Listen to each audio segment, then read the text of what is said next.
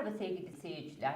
Bugün size Uygur Televizyonu'ndan sesleniyoruz. Bir Dünya İş Programı olarak çok farklı bir konuyu ele alıyorum. Evet, neden farklı konuyu ele alıyorum? Çünkü Uygur kadınını, Uygur gencini, Uygur çocuğunu anlatmak istiyorum. Bugün stüdyo konuğum çok değerli Sayın Ayşe Uygur'la birlikteyiz. Lütfen sevgili hanımlar, özellikle sizler yaklaşın. Çünkü bir kadının gözünden zorlukları, farklı ülke koşullarını sizlere yansıtmaya çalışacağız. Merhaba Ayşe Hanım. Merhaba, Hoş geldiniz. hoş buldum. Tabii o kadar çok şey var ki Uygur Türkü dedim ama Doğu Türkistan'ı ve Uygur Türkü olarak biraz hem sizi tanımak isterim hem de nedir oradaki zorluklar? Ayşe Uygur kimdir? Bize biraz ifade edebilir misiniz? Sağ olun. Evet, tabii. Ben Ayşe Uygur. Uygur Türk'üm. Yani Doğu Türkistan'dan geldim. En azından sizin gibi Türk'üm. Elbette ki Türksünüz, soydaşımız, kandaşımız. Evet, Gerçekten bizim ana vatanımız Doğu Türkistan. Burası yavru vatan diyelim onlar için, gerçek Türk boylarımız için. Evet. Bizim kadar, en az bizim kadar tabii ki Türksünüz. Evet, ben 2014 Ocak ayında iki çocuğumla beraber Türkiye'ye geldim. Gelmem nedeni orada çeşitli zorluklardan dolayı buraya kızım ile beraber geldim. Evet, o zaman 2014 ben geldim. Eşim orada kalmıştı. Yalnız tek başıma iki çocuğumla buraya geldim. Yani 2014'ten önce tabii biz basından, medyadan biliyoruz. Bir takım baskılar, zorluklar, Uygur Türklerine yapılan haksızlıklar vardı. Evet. Siz bütün bu haksızlıklara ve bu baskılara dayanamayıp Türkiye'yi Evet, tercih ettiniz. doğru. Peki nasıl geldiniz? O iki kızınızı nasıl alıp Türkiye'yi tercih ettiniz? Ben Ürümçi'de doğdum, Ürümçi'de yaşadım, Ürümçi'de çalıştım. Şimdi çalışkan kadınım. Ama orada çocukların iyi yetiştirmekini düşünüyordum yani. Orada Ürümçi katliamı biliyorsunuz. Tabii ki. Hı hı. Tabii ki. Ürümçi katliamı nasıl oldu biliyorsunuz. Yani bizim kız çocuklarımız ne? İş bahanesiyle Çin ülkeleri götürmüş. Orada bir olaylar yaşamış. Ondan dolayı buradaki o çocukların annesi babası olarak tüm Uygur halkı bu haksızlıkla dayanamayıp ayaklandı. O zamanlarda ben de çok şeyler yaşadım, yani sıkıntılarını hep düşünürdüm. Yani çocuk, her bir anne biliyorsunuz çocukların düşünür geleceği nasıl olur. Yani biz böyle geçsek, böyle zulümde kalsak nasıl bizim geleceğimiz, çocuklarımız geleceği nasıl olur diye çocuklarımı düşünüp yani Türkiye'ye geldim. Yani bizim orada kardeşlerimiz Türk kardeşlerini, yani aynı kan, aynı millet olarak çok seviyordu. O yüzden Türkiye'yi tercih ettim. Bu arada izleyicilerimizin daha iyi anlayabilmesi için Doğu Türkistan, Uygur Türkleri çok gelişmiş ki siz çalışkanım dediniz, çalışkan bir kadınım dediniz.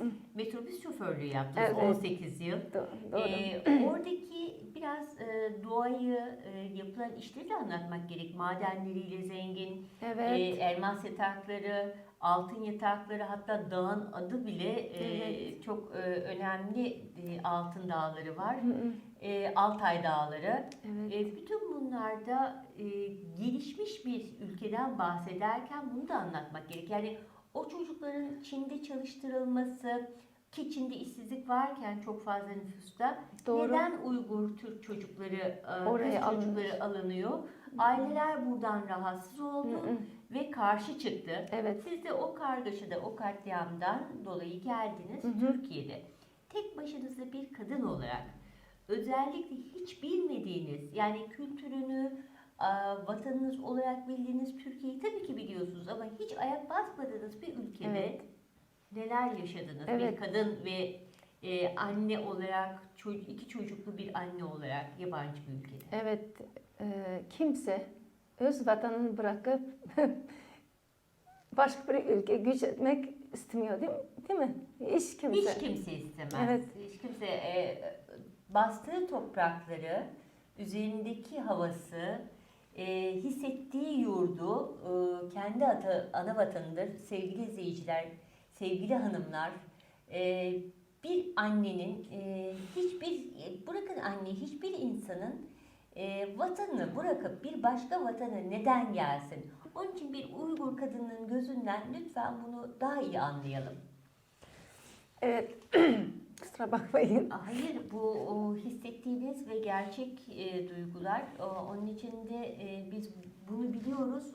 Bunu hem Türk halkı hem Uygur halkı daha iyi anlasın istiyorum. Evet. Geldiniz ve çalışmadınız. Evet. Geldim. Dil bilmiyorum yani Türkçe, Uygurca çok yakın ama zorla biliyorsunuz. Ve ben de o kelimeleri anlamıyorum. Halbuki bizim öz Türkçemiz. Evet, öz Türkçeniz. Evet, sizde de kelimeler çok değişti. O yüzden yani geldim iki çocuğumla. Kimseni tanımıyorum. Çok zorluklar yaşadım yani. Söylesem de bitmez. Ev kiraladınız. Evet, ev Geçiminiz kiraladım. nasıl oldu? Geçimim eşim gönderirdi. O zaman iletişimimiz vardı. Yani internet üzerinde iletişim kurabilirdik. Eşiniz gelemedi. Gelemedi. Eşim orada kaldı. O her ay çalışıp parasını gönderirdi. Ev kirası ödüyordum. Çocuklar yani.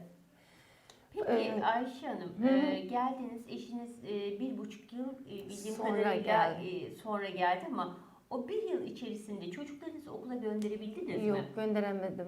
İkamet izin sıkıntılarımız olduğu için okula yani TC numaramız olmadığı için yani 99'un başlı numaramız var.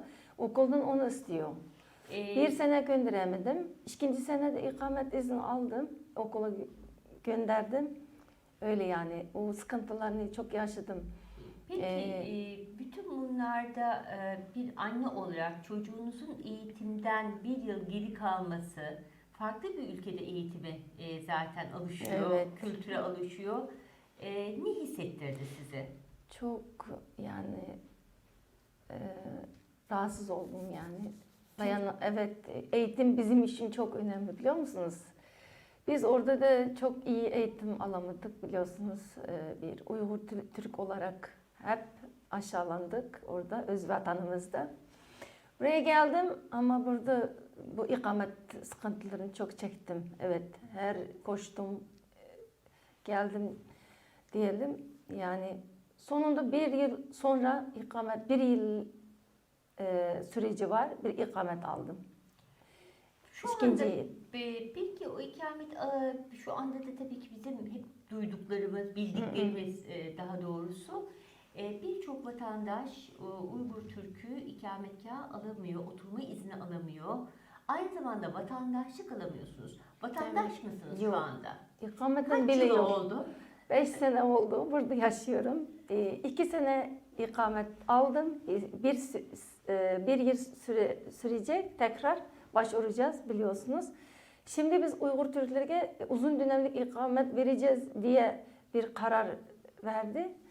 Tamam dedik, başvurduk. Ben 2017'de 8. ay yani 8. ayda başvurdum. 8. ayının 2. günü eşim çocuklar beraber başvurduk Emniyet Müdürlüğü'ne. Şimdiye kadar ikametim hiç çıkmadı. 5 yıl oldu. 1,5 sene oldu. Diyelim ki Toplam 5 sene. yıl Evet, oldu. 2 sene ikamet izni aldım. Yani 1 sene geçen tekrar başvurdum. Sonra sonraki yani 2017 17. 8. ayda başvurduk. Çıkmadı. İkamet hiçbir. O zaman şunu hemen ifade edelim. Sevgili hanımlar, özellikle anneler, bir evladınız varsa onu eğitime 1 yıl gönderemiyorsanız, farklı bir ülkede ona oturma hakkını tanıyamıyorsanız, onun geleceği hazırlığını yapamıyorsanız sizler ne hissedersiniz? Bir gözü yaşlı anne, bir Uygur Türk'ü, bir Uygur annesi, Uygur kadını bütün bunları anlatmak istedi.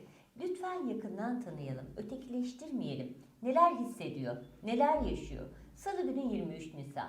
Herkes çocuğuyla 23 Nisan'ı bize Ulusal Egemenlik Çocuk Bayramımızı kutlayacağız. Bir Uygur çocuğunu mutlaka görsün. Neler hissetmiş, neler yaşamış? Lütfen anneler bir Uygur çocuğunu sevin ve onunla çocuğunuza arkadaşlık edindirin. Tabii ki birçok konu var, birçok mesaj vermemiz gerek. Hükümete neden vatandaşlık verilmiyor? Veya 5 yıldır ne aksıyor ki bizim bildiğimiz Suriyeliler geliyor. Suriyeliler bir ay içerisinde, 6 ay içerisinde oturma izni, vatandaşlık, çalışma izni, bazen 5 yerden maaş, bazen belediyeden oradan maaşlar duyuyoruz. Tabii ki biz büyük bir ülkeyiz. Herkese yetmeye çalışıyoruz. Yetmeliyiz de. Ama kendi soydaşım, kendi karındaşım olan Uygur Türk'üne, Doğu Türkistanlı'ya neden el uzatamıyoruz? Bu kadar gecikmenin nedeni ne? Buradan ilgili bakanlıklara da seslenmek istiyorum. Umarım buna bir cevap verirler veya bu yaraya bir parmak basarlar. Tabii bütün bunlar olurken erkek kadın birbiri arasında mutlaka tartışmalar yaşıyordur. Evet. Hastaneye gidebiliyor musunuz? Yok. Psikolojiniz nasıl?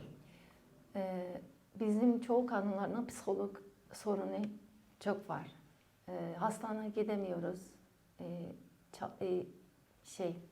Bizim Tedavi hakkınız mı yok? Yani oturma izniniz olmadığı için yok, oturma izni vardı. Çok kadınlar var ama sigortası yok olduğu için hastaneye özel her şeyinizi Evet. karşılamak zorundasınız. Hı. O da pahalıya geliyor. Evet, benim ilk Türkiye'ye geldiğim zaman mide rahatsızlığım vardı. Her gittiğim zaman en az 1000 TL yani muayene hakkı tedavi yapmadan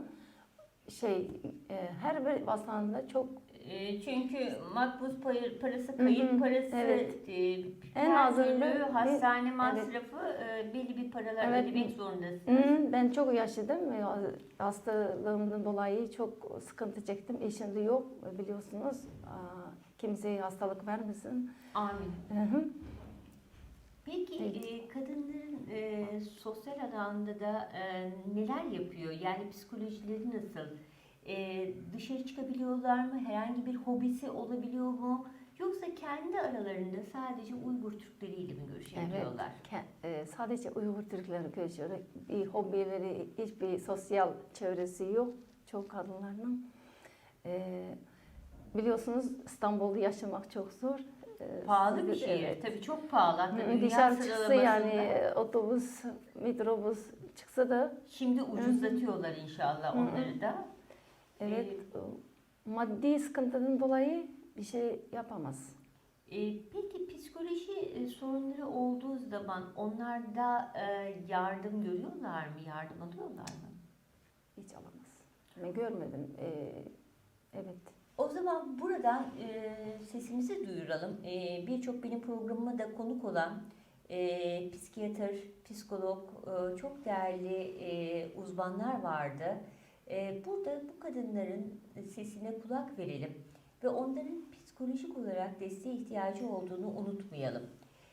Onların desteğini verecek olan birçok kişinin eminim ki buradan sesimizi duyacağını biliyorum. Belki hep beraber bir toplantıda, bir organizasyonda onları toplarız.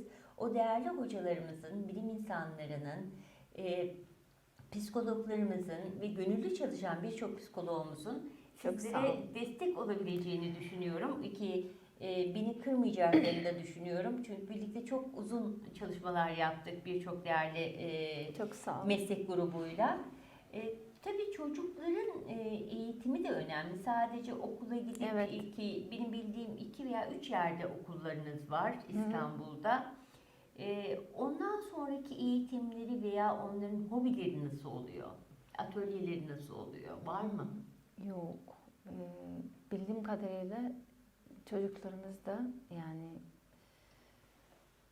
eğitim konusunda çoğu yani ikamet, vatandaşlık sıkıntının dolayı ya da hep Kur'an kursuna gönder. Evet. Evet, onlar açıldığı için yani Evet. maalesef birçok kişi Uygur Türkleri buraya geldiğinde tek ve çaresiz oldukları için birçok cemaatler onlara elini uzatmaya çalışmış. Ama lütfen cemaatler değil, devletimiz, hükümetimiz, belediyelerimiz elini uzatsın. Çünkü bu insanların tabii ki Kur'an'ı öğrenmemiz hepimizin öğrenmesi gereken bir dini vazifemiz. Ama o çocukların fen, matematik, ilim, tarihe de ihtiyacı var. Onları ilime de yönlendirip geleceğe hazırlamak gerekiyor. Çünkü gelişmemiz için, Türk boylarının gelişmesi için, soydaşlarımızın gelişmesi için de bu gerekli.